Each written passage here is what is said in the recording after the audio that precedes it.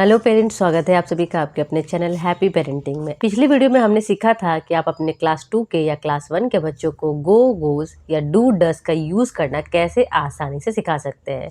और आज के इस वीडियो में इसी श्रृंखला को आगे बढ़ाते हुए हम जानेंगे कैसे आप अपने बच्चों को डू और डस, यानी कि आज के इस वीडियो में हम डू और डस को कवर करेंगे और जानेंगे कि डू डस का इस्तेमाल करना बच्चों को कैसे बहुत ही आसानी से सिखाया जाए। ठीक है, तो चलिए फटाफट से वीडियो को शुरू करते हैं। तो सबसे पहले तो बच्चे को हमें ये समझाना है कि डू और डज का इस्तेमाल प्रेजेंट सिंपल टेंस में होता है। ठीक है, अभी प्रेजेंट सिंपल टेंस क्या है तो अभी बच्चों को छोटा मोटा आइडिया देंगे, उतनी डिटेलिंग में टेंस अभी पढ़ाना नहीं है क्लास 1 और 2 के बच्चों को। तो सिंपली हम सिखाएंगे कि प्रेजेंट सिंपल टेंस क्या होता है। तो प्रेजेंट सिंपल टेंस वो होता है जो ये बताए कि हम किसी काम को करते हैं या फिर नहीं करते हैं, वो ये काम करता है या फिर नहीं करता है। तो किसी काम को करने की जो बात हो रही है ना कि मैं ये काम करता हूँ या करती हूँ, उसे ही बताता है प्रेजेंट सिंपल टेंस। अभी क्या क्या वो चीज़ें हैं जो हम बताते हैं कि हम करते हैं नहीं करते, जैसे हॉबीज़ है, हम कह सकते हैं कि मैं गाना गाती हूँ या मैं डांस करती हूँ। तो मैं बता रही हूँ कि मैं क्या करती हूँ, अपनी हॉबीज़ के बारे में बता रही हूँ कि मैं डांस करती हूँ या फिर मैं गाना गाती हूँ या फिर मैं ड्राइंग करती हूँ। तो हॉबीज़ के लिए भी प्रेजेंट सिंपल टेंस का इस्तेमाल होता है। अभी बच्चे को हम छोटा मोटा आइडिया देंगे ताकि दिमाग में थोड़ा सा क्लियर रहे कि डू डस का इस्तेमाल कहाँ पर होना चाहिए। ठीक है, इसके अलावा यूज़ होता है रेगुलर एक्टिविटीज़ में। अब रेगुलर एक्टिविटीज़ क्या है, इसे होमवर्क करना, नहाना, खाना, ये सब रेगुलर एक्टिविटीज़ है जो हम रोज़मर्रा में करते हैं। तो यहाँ पर हम जो है प्रेजेंट सिंपल टेंस का इस्तेमाल करते हैं। इसके अलावा इर्रेगुलर एक्टिविटीज़ में भी होता है। अब इर्रेगुलर क्या है, जो हम रोज़ाना तो नहीं करते लेकिन करते हैं। फॉर एग्जांपल हम क्रिकेट खेलते हैं, तो क्रिकेट हम रोज़ाना तो नहीं खेलते लेकिन खेलते हैं, ये काम हम करते हैं। ठीक है, इसके अलावा हैबिट्स भी हो सकता है। मेरी हैबिट है कि मैं रोज़ सुबह उठ कर नहाती हूँ, या मेरी हैबिट है कि मैं रोज़ 4 रोटी ही खाती हूँ। तो इस तरह के हैबिट्स में भी जो सेंटेंस हैबिट्स बताए वहाँ पर भी प्रेजेंट सिंपल टेंस ही यूज़ होता है। इसके अलावा है लाइक डिसलाइक, जैसे वो गाना गाना पसंद नहीं करता है या वो स्विमिंग जाना पसंद करता है, तो लाइक डिसलाइक के लिए भी। इसके अलावा डिज़ायर, डिज़ायर क्या हो सकता है, सपना या कोई इच्छा जो आप चाहते हो, तो वहाँ पर भी प्रेजेंट सिंपल टेंस का इस्तेमाल होता है। तो सिंपली बच्चे को हम बताएंगे कि डू और डस का इस्तेमाल प्रेजेंट सिंपल टेंस में होता है। अब प्रेजेंट सिंपल टेंस क्या होते हैं, वो काम जो हम करते हैं या फिर नहीं करते। ठीक है, अभी कैसे बच्चे को डू डस का इस्तेमाल करना सिखाना है, मैं आपको बहुत ही सिंपल तरीका बता रही हूँ। इसी तरीके से स्टेप बाय स्टेप अगर आप बच्चे को समझाएंगे तो बच्चा बहुत इजीली कैच करेगा और फिर कभी गलती नहीं करेगा।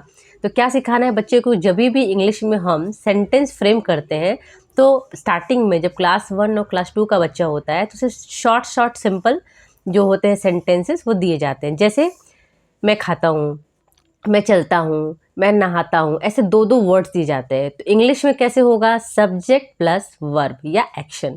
सब्जेक्ट क्या, मैं, वो, तुम, जिसकी बात हो रही है वो, प्लस वर्ब यानी कि क्रिया, कि जिसके बारे में बात हो रही है वो क्या कर रहा है।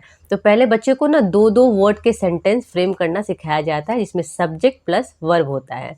यानी कि ही प्लेज, वो खेलता है, शी ईट, वो खाती है, शी डांस, वो डांस करती है। तो ऐसे 2-2 वर्ड करके आप बच्चे को पहले सेंटेंस फ्रेम करना सिखाएंगे और बताएंगे सब्जेक्ट प्लस वर्ब यूज़ करके हम सेंटेंस फ्रेम करते हैं। ठीक है, अभी ये तो करेक्ट वे हो गया, लेकिन अगर हमें और डिटेल्स देनी है, लाइक हमें ये बताना है कि वो शी डांस, डांस तो वो करती है लेकिन कैसा डांस करती है, यानी कि और जानकारी देनी है, तो सब्जेक्ट वर्ब के साथ क्या ऐड हो जाता है, ऑब्जेक्ट। ठीक है, यानी कि जिसके बारे में बात कर रहे हैं वो क्या कर रहा है प्लस किसके साथ हो रहा है वो काम। जैसे कि आई प्ले, अभी तो ही प्लेस था, अब हो गया आई प्ले फुटबॉल, यानी कि मैं खेलता हूँ, यानी क्रिया फुटबॉल, क्या खेलता हूँ, फुटबॉल खेलता हूँ।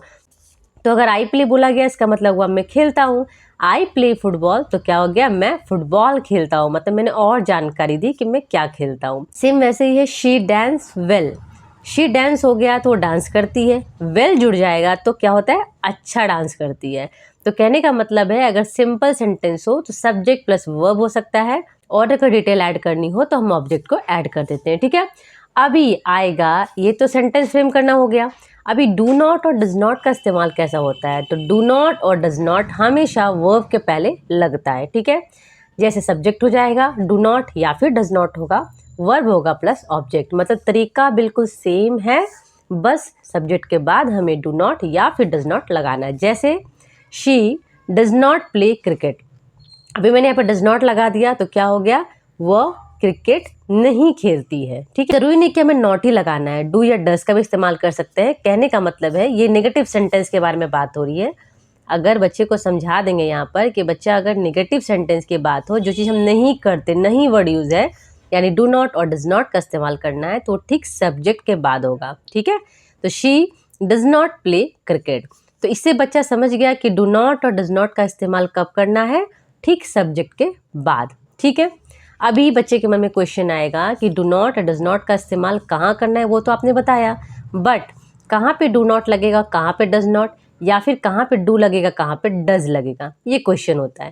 तो इसका बहुत ही सिंपल आंसर है, इसके ऊपर मैंने एक सेपरेट वीडियो बना रखा है। अगर अभी तक आपने इस वीडियो को नहीं देखा है तो ऊपर आई बटन पे आपको उस वीडियो का लिंक दिखाई दे रहा होगा, इस पर क्लिक करके आप जान सकते हैं कि कैसे हम बच्चे को सिखाएंगे डू, डज या गो, गोस का इस्तेमाल करना। ठीक है, बहरहाल आगे बढ़ते हो, जानते हैं डज नॉट या डू नॉट या फिर डू और डज। ठीक है, ऐसा नहीं कि नॉट लगाया तो सिर्फ नॉट ही लगेगा, डू और डज का बेसिकली इस्तेमाल कहाँ होता है।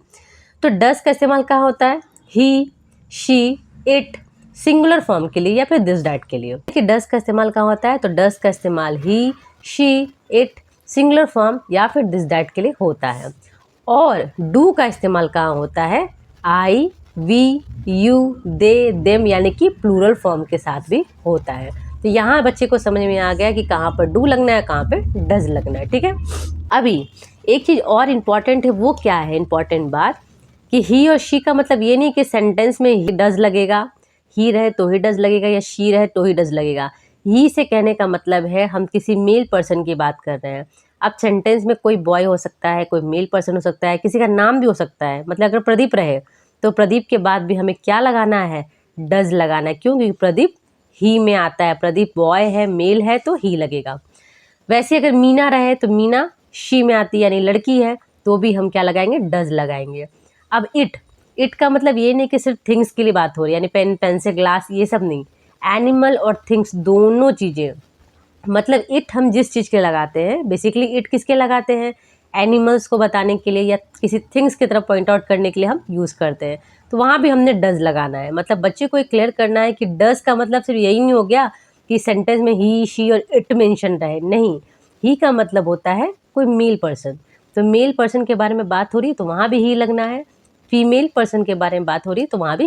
सिमिलर वे में इट कहाँ लगना है, अगर किसी एनिमल या थिंग्स के बारे में बात हो रही है तो भी डज लगना है। ठीक है, अभी है दिस और डैट, तो दिस डैट का मतलब ही होता है किसी के तरफ हम पॉइंट कर रहे हैं कि वो एक पेन है या वो एक लड़का है, तो जब वहाँ पे दिस और डैट आता है तो भी हमने डज लगाना है। ठीक है, अभी 3-4 इंपॉर्टेंट बातें तो बच्चे को बता दी, कैसे सेंटेंस फ्रेम करना है वो बच्चा समझ गया, डू नॉट डज नॉट कहाँ लगाना है वो भी समझ गया। अभी बच्चे को ये भी समझाना में ज़रूरी है कि डू नॉट डज नॉट हमेशा सब्जेक्ट के बगल में ही नहीं होता, कई बारी डू नॉट या डज नॉट सब्जेक्ट के पहले भी होता है। तो कब होता है ऐसा, ऐसा होता है इंटरोगेटिव में, यानी कि जब हम क्वेश्चन फॉर्म बनाते हैं, कुछ सवाल पूछ रहे हैं या कुछ इंटरोगेट कर रहे हैं, तो वहाँ पे हमने डू डज सब्जेक्ट से पहले लगाना है। जैसे डू आई प्ले क्रिकेट, क्या मैं क्रिकेट खेलता हूँ, तो डू डज पहले लग गया, देन सब्जेक्ट, देन वर्ब और ऑब्जेक्ट है। मतलब सिंपल वही फ्रेम करना है सेंटेंस को, सब्जेक्ट, वर्ब और ऑब्जेक्ट। यहाँ पे क्या था, सब्जेक्ट के बाद डू नॉट डज नॉट था, अभी क्या है, क्वेश्चन पूछ रहे हैं ना तो पहले लगेगा, सब्जेक्ट से पहले। डज शी डांस वेल, यहाँ पे डज क्यों लगा, क्योंकि शी है तो डज पहले लगेगा। ठीक है, ये तो हो गया पॉजिटिव फॉर्म। अभी अगर नेगेटिव फॉर्म हो तो हम कैसे लगाते हैं, तब हम यूज़ करते हैं डू नॉट या फिर does not. Do I not play cricket, क्या मैं क्रिकेट नहीं खेलता हूँ। अभी इसको ना शॉर्ट वे में ऐसे भी लिखा जाता है, यानी कि DON लिख के पोस्ट ऑफिस लगाकर T लिखकर, इसका मतलब ही डू नॉट ही हुआ। डोंट आई प्ले क्रिकेट, तो इसको एक साथ पढ़ते हैं। ठीक है, तो कहने का मतलब सिंपल है, अगर क्वेश्चन फॉर्म हो तो सब्जेक्ट से पहले डू नॉट या फिर डज नॉट लगेगा, और अगर सिंपल सेंटेंस हो तो सब्जेक्ट के बाद। ठीक है, ये चीज़ बता देंगे। सेकेंड चीज़ क्या बतानी है, डू डज कहाँ लगना है, तो डज कहाँ लगना है, डज लगना है he, she, it, singular form this that के लिए। इसके अलावा जो बच जाते हैं I, we, you, them, they, plural form, वहाँ पे लगेगा डू। ठीक है, अभी डू नॉट डज नॉट कहाँ है, ऑब्वियसली डू डज पॉजिटिव के लिए है तो डू नॉट और डज नॉट नेगेटिव के लिए है। तो एक बहुत सिंपल तरीका है जिसकी मदद से हम बच्चों को बहुत ही आसानी से डू और डज का यूज़ करना सही तरीके से सिखा सकते हैं। यकीन मानिए अगर आप इस तरीके से बच्चे को स्टेप बाय स्टेप सिखाएंगे तो आपका बच्चा डू और डज के यूज़ में कभी भी गलती नहीं करेगा और बराबर से सेंटेंस फ्रेम करेगा। अभी तक आप इस वीडियो में बने रहे हैं तो ऑब्वियसली वीडियो आपको पसंद आया होगा, आपके लिए इन्फॉर्मेटिव रहा होगा। अगर वीडियो आपके लिए जरा सा भी इन्फॉर्मेटिव रहा हो तो वीडियो को लाइक करें, शेयर करें, हमारे चैनल हैप्पी पेरेंटिंग को सब्सक्राइब करना बिल्कुल भी ना भूलें। तो थैंक यू।